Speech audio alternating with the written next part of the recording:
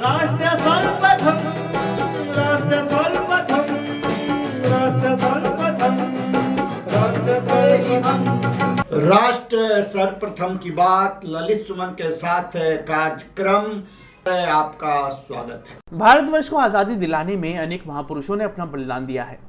वीर सपूतों ने फांसी पर लटक कर अपनी कुर्बानी दी और अमर शहीदों की सूची में अपना नाम दर्ज कराया। परंतु 13 अप्रैल 1919 का जलियांवाला हत्याकांड अपनी क्रूरता, विभत्सता और निर्दयता के लिए युगों युगों तक याद किया जाएगा। भारतवर्ष के पंजाब प्रांत के अमृतसर शहर में स्वर्ण मंदिर के निकट रॉलेट एक्ट का विरोध करने के लिए 13 अप्रैल 1919 को एक सभा का आयोजन किया गया था। इस सभा में भारी संख्या में आम लोगों ने अपनी उपस्थिति दर्ज कराई। सभा चल ही रही थी कि तभी एक brigadier general Reginald Edward Dyer के नेतृत्व में अंग्रेजी फौज ने अकारण उस भीड़ पर गोलियां चलाकर निहत्थे लोगों को मार डाला। इसमें 400 से अधिक व्यक्तियों की जानें चली गई और 2000 से अधिक लोग घायल हुए। ऐसे तो बताया जाता है कि अमृतसर के उपायुक्त कार्यालय में 484 शहीदों की सूची है, जबकि जलियांवाला बाग में कुल 388 शहीदों की सूची है। लेकिन ये सभी आंकड़े आधिकारिक हैं। अनाधिकृत आंकड़ों में बढ़ने वालों की संख्या 1000 से अधिक और घायलों की संख्या 2000 से अधिक बताई जाती है। जो भी हो, इतना क्रूर, विभत्स और वैश्यपन की यह घटना भारतवर्ष के इतिहास में शायद ही कभी देखने को मिली होगी। वैसे कहा जाता है कि यदि किसी एक घटना ने भारतीय स्वतंत्रता संग्राम में बहुत बड़ा प्रभाव डाला और आधुनिक भारत की स्वतंत्रता के लिए देशवासियों की आंखें खोल दी, तो वह यही घटना थी। इसमें कोई अतिशयोक्ति नहीं होगी कि भारतवर्ष में ब्रिटिश शासन के अंत की शुरुआत इसी घटना से हुई। स्वतंत्रता प्राप्ति के बाद ब्रिटिश महारानी एलिजाबेथ ने वर्ष 1997 में स्मारक पर आकर मृतकों को श्रद्धांजलि प्रदान की। वर्ष 2013 में ब्रिटिश प्रधानमंत्री डेविड कैमरन ने यहां आकर यहां तक लिखा विजिटर बुक में कि ब्रिटिश इतिहास की सबसे शर्मनाक घटनाओं में से एक यह घटना है। जलियांवाला बाग हत्याकांड ब्रिटिश क्रूरता का प्रतीक है। पंजाब प्रांत के मशहूर दिवस बैसाखी के दिन इतने लोगों की हत्या कर देना ईश्वर के सामने पाप करने के बराबर ही था। ये सभी लोग निहत्थे थे और ये अपना विरोध शांतिपूर्ण ढंग से बस प्रकट करने के लिए एकत्र हुए थे। लेकिन तभी यह हत्याकांड हो गया। इसकी निंदा न केवल देश में बल्कि विदेश में और पूरी दुनिया में की गई। हमें यह याद रखना होगा मित्रों कि यह आज़ादी हमें ऐसे ही नहीं मिली है। देश के तपे तपाए नेताओं, संघर्षशील स्वतंत्रता सेनानियों, क्रांतिकारियों, जेल की सलाखों के अंदर कैद महान सपूतों, आज़ादी के जंग में कूद पड़े लाखों देशवासियों और आज देश की आज़ादी के लिए फांसी के तख्ते पर झूल गए अमर शहीदों के कारण ही हमें यह आज़ादी मिली है। आज जब हम जलियांवाला बाग हत्याकांड की चर्चा कर रहे हैं तो हमें यह बताना भी उचित हो जाता है कि आखिर उस हत्यारे जनरल डायर का क्या हुआ। मित्रों, जनरल डायर को इस हत्याकांड के बाद जबरन वापस कराकर, क्योंकि अंग्रेज जानते थे कि यह निर्मम हत्याकांड करने के बाद देश में इसकी भी कभी ना कभी हत्या हो जाएगी, इसे वापस अंग्रेजों ने इंग्लैंड बुला लिया। लेकिन एक देशभक्त ऐसा था जिसने इसका पीछा तब तक नहीं छोड़ा। जलियांवाला बाग हत्याकांड में सरदार उधम सिंह को न केवल गोली लगी बल्कि वह यह प्रत्यक्षदर्शी थे कि किस तरीके से ब्रिटिश हुकूमत ने भारतवासियों को अपनी बंदूकों की नोक से कुचल दिया। उन्हें जनरल डायर से बदला लेने के लिए दिन रात एक करना पड़ा। लेकिन 1940 में जब उनका सामना डायर से हुआ, उन्होंने आव न देखा ताव और डायर को गोली मार दी। उन्हें उनकी इस वीरता के लिए 1952 में एक शहीद का दर्जा भी दिया गया। आज के दिन प्रत्येक भारतवासी को यह संकल्प लेना होगा कि देश की आज़ादी और संप्रभुता की रक्षा के लिए हमें अपना सर्वस्व न्यौछावर करने से पीछे नहीं हटना चाहिए। यह भारत भूमि ही है जिसने हमें पैदा किया, जिसने हमें बड़ा किया, जिसने हमारा पोषण किया और जिसकी गोद में हम मृत्यु के बाद समाएंगे। और हमें यह याद रखना होगा, यह भूमि हमारे से कभी ना छीनी जा सके। और अगर हम अपनी भूमि की सुरक्षा, अपने देशवासियों की सुरक्षा कर सके तो यही उन निहत्थे और निर्दोष शहीदों के लिए सच्ची श्रद्धांजलि होगी जिन्होंने जलियांवाला बाग में 13 अप्रैल 1919 के दिन अपनी जान गंवाई थी। राष्ट्र सर्वप्रथम, वंदे मातरम। जाग उठा है भारत और संपूर्ण DID TV न्यूज टीम की ओर से इन अमर शहीदों को, इन निर्दोष देशभक्तों को शत शत नमन। केंद्रीय मंत्री अनुराग सिंह ठाकुर ने आज 5,911 करोड़ की लागत से ग्राम स्वराज अभियान के संदर्भ में प्रेस वार्ता की। इस अवसर पर उन्होंने कहा कि क्षमता निर्माण और प्रशिक्षण में भी बदलाव लाया जाएगा ताकि राष्ट्रीय और प्रादेशिक स्तर की जरूरतों को एक साथ पूरा किया जा सके। पिछले 4 साल में 1 करोड़ लोगों को इस संदर्भ में प्रशिक्षित किया जा चुका है। 50% से अधिक महिलाएं पंचायती राज से जुड़ी हैं और कई अन्य कदम ग्राम विकास के लिए उठाए गए हैं। प्रधानमंत्री श्री नरेंद्र मोदी जी के अध्यक्षता में आर्थिक मामलों की मंत्रिमंडलीय समिति ने आज बैठक हुई, कैबिनेट की बैठक हुई। उसके बाद पंचायती राज को लेकर कुछ निर्णय किए गए हैं जिससे मैं आपको अवगत करवाने आया हूं। मोदी जी की सरकार whole of government, whole of society approach को लेकर एक इकोसिस्टम तैयार करना चाहती है और राष्ट्रीय ग्राम स्वराज योजना, राष्ट्रीय ग्राम स्वराज अभियान उसी दिशा में एक कदम है। 2018 से लेकर 2022 तक जिसमें केंद्र का शेयर, भारत सरकार का हिस्सा 3,700 करोड़ रुपया होगा और राज्य की सरकारों का हिस्सा 2,211 करोड़ रुपया होगा। कुल मिलाकर 5,911 करोड़ रुपया 2025-26 तक अगले 4 वर्षों में खर्च होगा। इस स्कीम के माध्यम से 2,78,000 रूरल लोकल बॉडीज को सस्टेनेबल डेवलपमेंट गोल्स के लक्ष्य को प्राप्त करने में सुविधा मिलेगी, मदद मिलेगी। अगर आप तुलना करके देखें, राष्ट्रीय ग्राम स्वराज अभियान के अंतर्गत जो पहले राशि खर्च हुई थी वो 2,364 करोड़ रुपया थी, जिसमें 60% से ज़्यादा वृद्धि करके लगभग 3,700 करोड़ रुपया अब इस पर खर्च होगा। इस योजना के अंतर्गत 1,36,00,000 लोगों को प्रशिक्षित किया जा चुका है और आगे अब हम 1,65,00,000 लोगों को और प्रशिक्षित करने जा रहे हैं। कैपेसिटी बिल्डिंग और ट्रेनिंग के कंटेंट में भी सुधार किया जाएगा, रीडिजाइन किया जाएगा ताकि राष्ट्रीय और स्थानीय, नेशनल और लोकल दोनों ही एस्पिरेशंस पर खरा उतरा जा सके। नई तकनीक को भी कैपेसिटी बिल्डिंग और ट्रेनिंग से जोड़ेंगे और कैपेसिटी बिल्डिंग और ट्रेनिंग के लक्ष्य के पूर्ण होने पर उनको इंसेंटिवाइज करने का काम भी किया जाएगा। So on one hand we are going to use technology for the capacity building and improve the content as per the aspiration at the national and at the local level. Capacity building commission के साथ collaborate करके इस programme को किया जाएगा।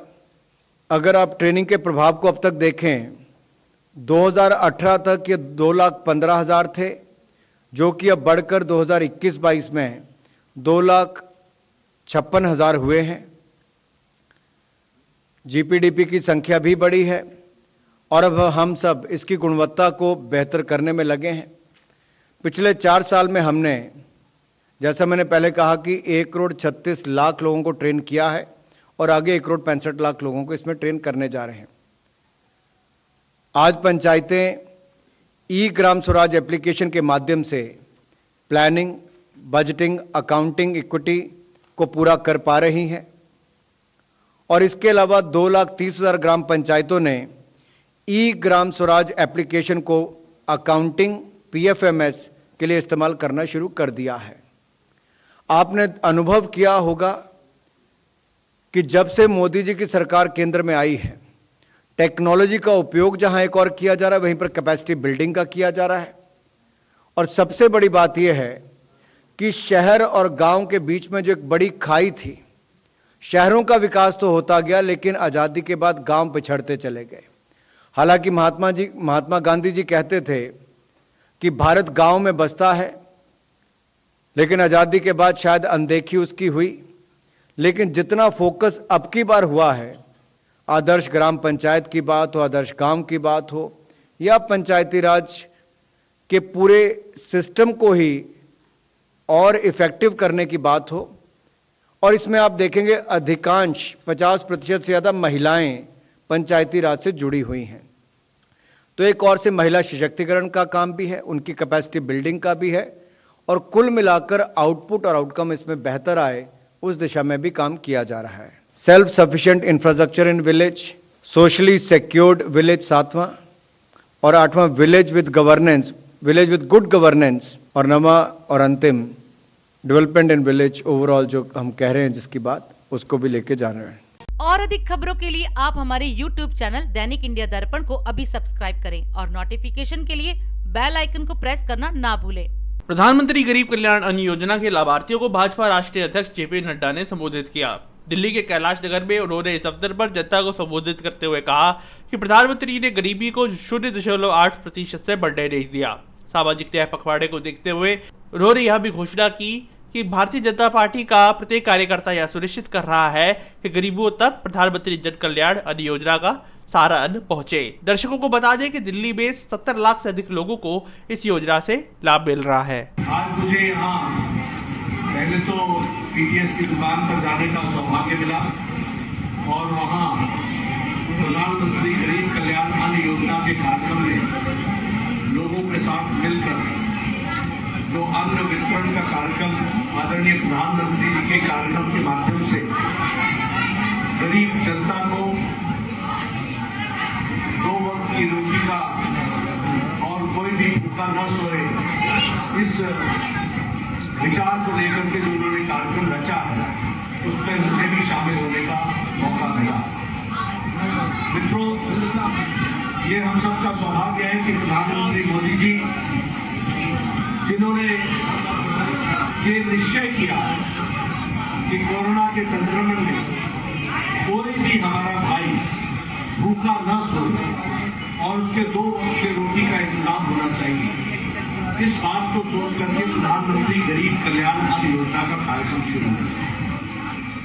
जब हम मोदी जी के कार्यक्रम की बात करते हैं तो उसमें जो सबसे प्रमुख बात है कि मोदी जी की सरकार प्रोएक्टिव यानी खुद से एक्टिव होकर, प्रो रिस्पॉन्सिव यानी खुद से लोगों की समस्या को रिस्पॉन्ड करना, लोगों की समस्या का उत्तर देना, और जिसे कहते हैं प्रो पीपल, जनता के लिए योजनाओं को लेकर के आना, इस नीति को लेकर के आदरणीय प्रधानमंत्री जी चलते हैं। और इसका जीता जागता प्रमाण इस बात का है कि 24 मार्च 2020 को लॉकडाउन लगा और 26 मार्च 2020 को प्रधानमंत्री जी ने प्रधानमंत्री गरीब कल्याण अन्न योजना घोषित कर दी और 80 करोड़ की जनता को तब से लेकर आज दिन तक और आने वाले समय में उन्होंने 5 किलो गेहूं या 5 किलो चावल, 1 किलो दाल प्रति व्यक्ति प्रति परिवार की दृष्टि से 80 करोड़ की जनता को यह अनाज मुहैया कराया। इसका असर क्या पड़ा? इसका असर ये पड़ा कि कोरोना के पेंडेमिक में जब लोगों को दिक्कत में आए तो जो उससे आर्थिक दृष्टि से गरीबी निचले स्तर पर और जानी थी, उस झटके को मोदी जी की नीतियों ने संभाल लिया और गरीब आदमी भी इज्जत के साथ अपने काम के दृष्टि से खड़ा रहा, यह उसमें से निकल करके आया। दूसरी बात जो IMF रिपोर्ट में आती है इंटरनेशनल मॉनेटरी फंड के दृष्टि से कि सारे घटनाक्रम में भी प्रधानमंत्री जी ने गरीबी को बढ़ने नहीं दिया, उसके उन्मूलन में बल्कि और तेजी से काम किया और 0.8% से ऊपर अति गरीबी को बढ़ने नहीं दिया। इस बात को भी हमको ध्यान रखें। और हमारे वर्ल्ड हेल्थ ऑर्गेनाइजेशन के डायरेक्टर हैं डॉक्टर टेड्रोस, उन्होंने अंतर्राष्ट्रीय मंच पर यह कहा कि मोदी जी से और भारत से हम लोगों को सीख लेनी चाहिए कि जब लॉकडाउन लगता है या ऐसी महामारी आती है तो उस महामारी में सिर्फ दवा देना जरूरी नहीं होता है, दवा के साथ साथ उसको भोजन देना भी आवश्यक होता है, उसकी आर्थिक चिंता करनी भी आवश्यक होती है। और प्रधानमंत्री मोदी जी ने प्रधानमंत्री गरीब कल्याण अन्न योजना के माध्यम से जो रास्ता दिखाया है, उस रास्ते पर अन्य देशों को भी चलना चाहिए, यानी विश्व को रास्ता दिखाने का काम आदरणीय मोदी जी ने किया। आज हम सामाजिक न्याय की दृष्टि से और सामाजिक न्याय पखवाड़ा की दृष्टि से हम आज पीडीएस के दुकानों पर भारतीय जनता पार्टी का एक एक कार्यकर्ता जाकर इस बात को सुनिश्चित कर रहा है कि गरीब लोगों को अनाज प्रधानमंत्री मोदी जी का 80 करोड़ की जनता को मिल रहा है कि नहीं मिल रहा है और उसको मिलने में अपना भी योगदान कर रहा है। तो आज मुझे यहाँ आने का मौका मिला। मैं दिल्ली में 74 लाख लोगों को इस तरीके से पीडीएस के द्वारा जो अनाज मिल रहा है, उसमें भारतीय जनता पार्टी का कार्यकर्ता साथ में प्रहरी के रूप में खड़ा होकर के सुनिश्चित करा रहा है कि गरीब लोगों तक यह अनाज पहुंचा कि नहीं पहुंचा। इस तरीके से भारतीय जनता पार्टी काम कर रहा है। आप सब लोग इस कार्यक्रम में आए हैं, आपको धन्यवाद। और मैं माताएं बहनों सबको ये कहूंगा कि मोदी जी का आशीर्वाद जो हम सब लोगों को मिला है, इसको हम लोग और अच्छे से आगे बढ़ा रहे हैं। आप इसमें अपने आप को शामिल करें, इतना ही मैं निवेदन करूंगा। 22 वर्षों से प्रकाशित मदर इंडिया पत्रिका, पढ़ते रहे देश दुनिया की खबरों के लिए।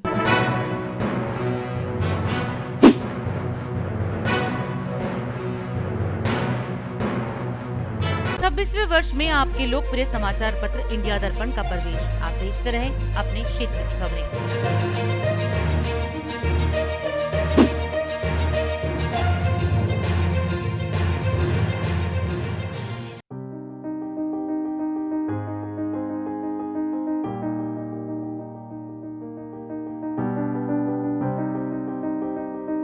शून्य बजट प्राकृतिक कृषि पद्धति पर आयोजित राज्य स्तरीय कार्यशाला को मुख्यमंत्री मध्य प्रदेश शिवराज सिंह ने संबोधित किया।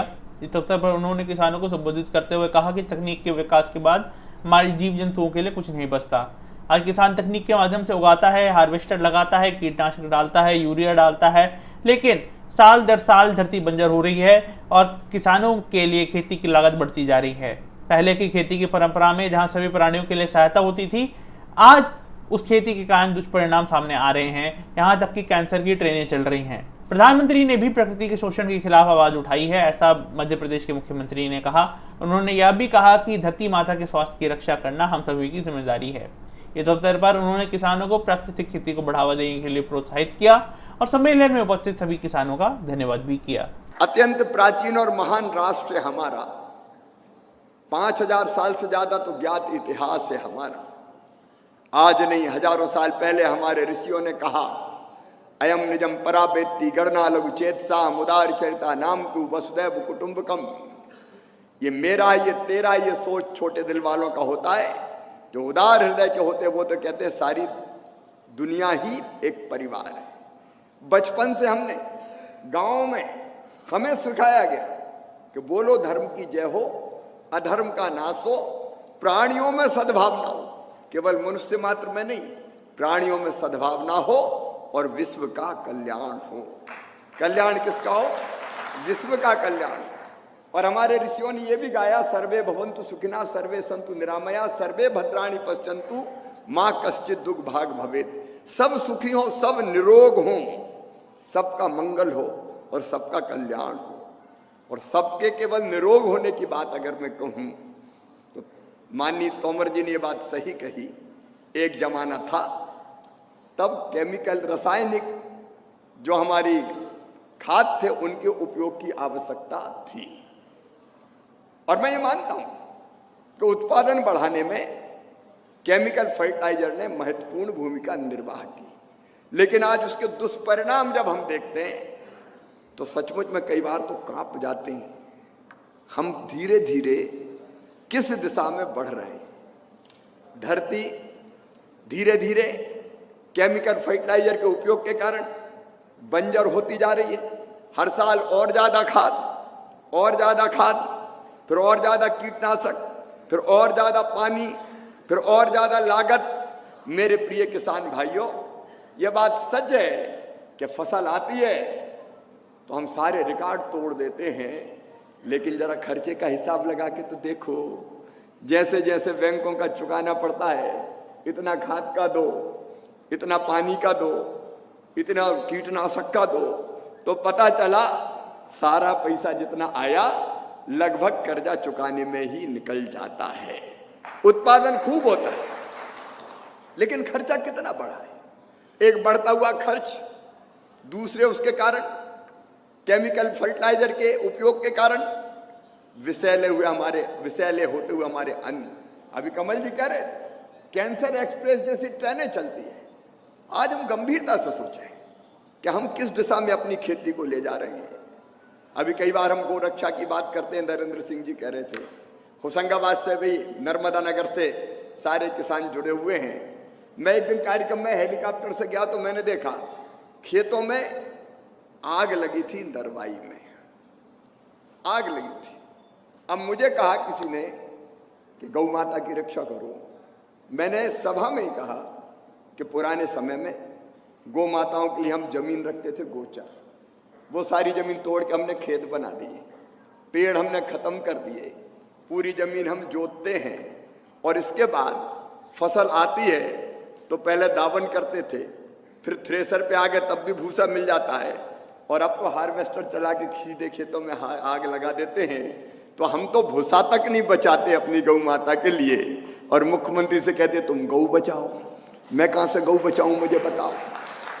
हम किस दिशा में जा रहे हैं, हमें सोचना पड़ेगा। मैं बहुत विस्तार में आज नहीं जाऊंगा, क्योंकि आचार्य देवव्रत जी आए हुए हैं प्राकृतिक खेती। इन सब का उपाय क्या है? एक शब्द में कहूं तो प्राकृतिक खेती। हम जैविक खेतियां कर रहे हैं, इसमें कोई दो मत नहीं। कई जैविक जिले हमसे जुड़े हुए हैं, मंडला, डिंडौरी, यहाँ की अधिकांश किसान आज भी जैविक खेती करते हैं। प्राकृतिक नहीं, जैविक खेती करते हैं। वो केमिकल फर्टिलाइजर का या तो उपयोग नहीं करते, अब बहुत कम उपयोग करते हैं। मध्य प्रदेश में सबसे बड़ा रकबा है आज जैविक खेती का, अग्रणी राज्य हैं हम। लेकिन मध्य प्रदेश प्रधानमंत्री श्रीमान नरेंद्र मोदी जी के नेतृत्व, देखो तो एक ऐसे प्रधानमंत्री जिनके मन में ललक है, तड़फ है देश को आगे बढ़ाने की, वो तो है ही एक वैभवशाली भारत, एक गौरवशाली भारत, एक संपन्न भारत, एक समृद्ध भारत, एक शक्तिशाली भारत के निर्माण में वो लगे। लेकिन केवल उतना ही नहीं कर रहे, वो केवल वैश्विक नेता नहीं है, वो हर तरफ चिंता कर रहे हैं। उन्होंने कहा प्रकृति का शोषण मत करो, दोहन करो। ये केमिकल फर्टिलाइजर बर्बाद कर देगा हमारी धरती माता को, और इस धरती माता को आने वाली पीढ़ियों के लिए भी बचा के रखना कि नहीं रखना? क्या हम इतने स्वार्थी हो जाएंगे कि जितना चाहो आज निकाल लो, खाद डाल डाल के? आने वाली पीढ़ियां क्या करेगी? कभी हमने सोचा है क्या? क्या उनके रहने के लायक ये धरती बचेगी? हमको आज गहराई से सोचना पड़ेगा कि हम धरती मैया के स्वास्थ्य की रक्षा करें। मित्र कीट भी हमने सब मार डाले, कीटनाशक डाल डाल के सब साफ कर दिए। कुछ जला के मार डालते हैं, कुछ कीटनाशक डाल डाल के मार डालते हैं। तो होगा क्या धरती मैया का? ये तो सोचो। और जब हम विश्व का कल्याण कहते हैं तो क्या जीव जंतुओं की धरती नहीं है? पशु पक्षियों की धरती नहीं है? हमारी नदियों के क्या हाल हमने कर दिए। अब ये केमिकल फर्टिलाइजर की खेती में 5 पानी, अब 5 पानी, और धरती का पेट फाड़ फाड़ के निकाल लो पूरा पानी, निकाल लो पूरा पानी। इसलिए एक बार फिर आप सबका मैं हृदय से स्वागत करते हुए अपनी वाणी को विराम देता हूँ। 22 वर्षों से प्रकाशित मदर इंडिया पत्रिका, पढ़ते रहे देश दुनिया की खबरों के लिए।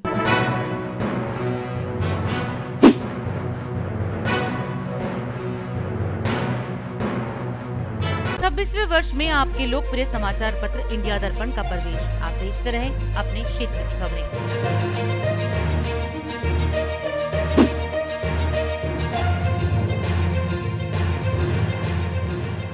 दिल्ली के स्वास्थ्य मंत्री सत्येंद्र जैन और परिवहन मंत्री कैलाश गहलोत ने आज दिल्ली में 24 घंटे चलने वाले चाइल्ड डिस्ट्रेस रिस्पांस हेल्पलाइन को जारी किया। इस अवसर पर दिल्ली के चीफ सेक्रेटरी विजय कुमार देव और डीसीपीसीआर के चेयरमैन अनुराग कुंडू भी उपस्थित रहे। डीएसआईडीसी के माध्यम से, जो कि सत्येंद्र जैन के डिपार्टमेंट के अंतर्गत आता है, उसने इस अभियान के लिए वाहन भी उपलब्ध कराए हैं। इस अवसर पर गृह मंत्री सत्येंद्र जैन ने कहा कि दिल्ली के बच्चों की सुरक्षा के लिए यह वाहन 24 घंटे उपस्थित रहेंगे और पूरी दिल्ली में आधे घंटे के अंदर कहीं भी सहायता के लिए पहुंच सकेंगे। वहीं दूसरी ओर परिवहन मंत्रालय के साथ साथ महिला एवं बाल विकास मंत्रालय दिल्ली का संभालने वाले कैलाश गहलोत ने कहा कि डीएसआईडीसी के माध्यम से इन वाहनों के आने के बाद बच्चों की सहायता करना आसान होगा और सरकार का लक्ष्य है कि आने वाले समय में बच्चों की सुरक्षा के लिए ऐसे मोबाइल यूनिट हर सब डिवीजन में तैनात किए जा सकें।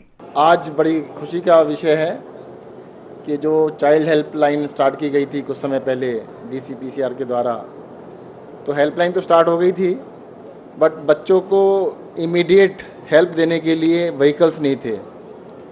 तो इमीडिएट हेल्प भी दी जा सकती है, रेस्क्यू भी किया जा सकता है। तो उसके लिए डीएसआईडीसी ने 5 गाड़ियाँ और 5 मोटरसाइकिल मुहैया कराई हैं।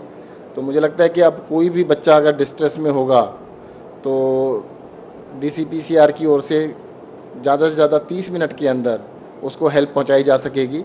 ये अपने आप में बहुत बड़ी चीज़ है। मैं इसके लिए कुंडू जी को और उनकी पूरी टीम को बहुत बहुत बधाई देता हूँ। और मैं चाहूँगा कि कोई भी एक भी बच्चा किसी भी डिस्ट्रेस में ना हो, और अगर हो तो ये लोग उसकी हेल्प कर सके। धन्यवाद। जय हिंद, जय भारत। आज बहुत एक अहम दिन है कि पहली बार एक इमरजेंसी रिस्पांस के लिए हमारे पास गाड़ियाँ और मोटरसाइकिल आई हैं, ताकि अगर कोई भी बच्चा डिस्ट्रेस में है तो वहाँ तक पहुँचने के लिए अब ये सोचना नहीं पड़ेगा कि क्या करें, किसी वॉलंटियर को ढूंढें, कैसे पहुँचें। और उसके लिए मैं माननीय मंत्री जी सत्येंद्र जैन जी को बहुत बहुत धन्यवाद देता हूँ कि DSIDC के द्वारा ये व्हीकल्स उन्होंने CSR एक्टिविटी में टेकअप किए। मैं उनसे ये भी आश्वासन ले रहा हूँ कि आगे इसी प्रकार से CSR और फंड हमें देते रहें। विवेक जी ने ऑलरेडी कमिट कर दिया है, तो आपको भी बहुत बहुत धन्यवाद। लेकिन ये शुरुआत है। जैसे कि अनुराग कुंडू जी बता रहे थे, लगभग 2.5 लाख कॉल्स इस तरह की डिस्ट्रेस कॉल्स आती हैं। तो जैन साहब के आने से पहले चीफ सेक्रेटरी साहब, रश्मि जी, विवेक जी, हम बात कर रहे थे कि CSR फंड अवेलेबल कराया DSIDC ने, ये बहुत अच्छी बात है। लेकिन as an organisation, as a department, as a government, I don't think इस चीज़ के लिए हमें CSR फंड की कभी आगे वेट करनी चाहिए। I think very soon we will move a proposal कि हर एक सब डिवीज़न में हमारे पास एक मोबाइल यूनिट रहे, चाहे वो मोटरसाइकिल है, चाहे गाड़ी है, चाहे और कोई चीज़। आजकल इलेक्ट्रिक व्हीकल्स भी हम काफ़ी प्रमोट कर रहे हैं। तो इसी प्रकार से मेरे ख्याल से आने वाले समय में हम इंश्योर करेंगे कि हर एक सब डिवीज़न में एक मोबाइल जो है यूनिट वो ज़रूर रहे, ताकि अगर किसी भी बच्चे को किसी भी प्रकार की अगर कोई डिस्ट्रेस के दौरान अगर कोई भी उसको मदद चाहिए तो दिल्ली सरकार जो है उस बच्चे तक, माननीय CM अरविंद केजरीवाल जी के नेतृत्व में हम उस बच्चे तक जल्द से जल्द पहुंच पाएँ। इन्हीं शब्दों के साथ आप सभी का बहुत बहुत धन्यवाद। एक बार फिर दोबारा पूरे DCPCR के तमाम उन अधिकारियों का भी मैं स्वागत और धन्यवाद करता हूं जो मन लगा के बहुत अच्छे तरीके से WCD डिपार्टमेंट के अंतर्गत इस तरह से बढ़िया काम कर रहे हैं। जय Hind. At the outset, let me convey my sincerest gratitude to DCPCR for organizing this event here today. DCPCR has been doing marvelous job on all aspects of protection of child rights in Delhi. Every child deserves a happy childhood. Every child also deserves an opportunity to lead a life which is dignified, which is free from violence, from exploitation, from discrimination, from deprivation, and from neglect. And all these steps which have been taken by DCPCR in Delhi are path-breaking. This emergency response system that has been put in place by DCPCR is a very important milestone in the journey of DCPCR for protection of child rights in Delhi. The fact that 250,000 calls have been handled in a year shows the enormity of this response system. And today, this expansion which has been made in terms of physically reaching out to children in distress in all parts of Delhi through a system which would be efficient, which would ensure that there is no wastage of golden hours in coming to the aid of the children in distress. I think this is something which deserves accolades, and my special kudos to DCPCR and DSIDC, in whose collaboration this has been done. My best wishes to DCPCR in all its endeavors. Government of NCT of Delhi will keep extending its fullest cooperation and support to DCPCR in all its endeavors. Let us all resolve on this special day that we will ensure that every child in Delhi gets a childhood which is happy, which is healthy, and which is free from all the violations of child rights. Thank you very much. राष्ट्र सर्वप्रथम की बात ललित सुमन के साथ कार्यक्रम में हम आज आपसे विदा लेते हैं। राष्ट्र सर्वप्रथम, वंदे मातरम, जाग उठा है भारत। राष्ट्र सर्वप्रथम राष्ट्र सर्वप्रथम राष्ट्र सर्वप्रथम राष्ट्र सर्वप्रथम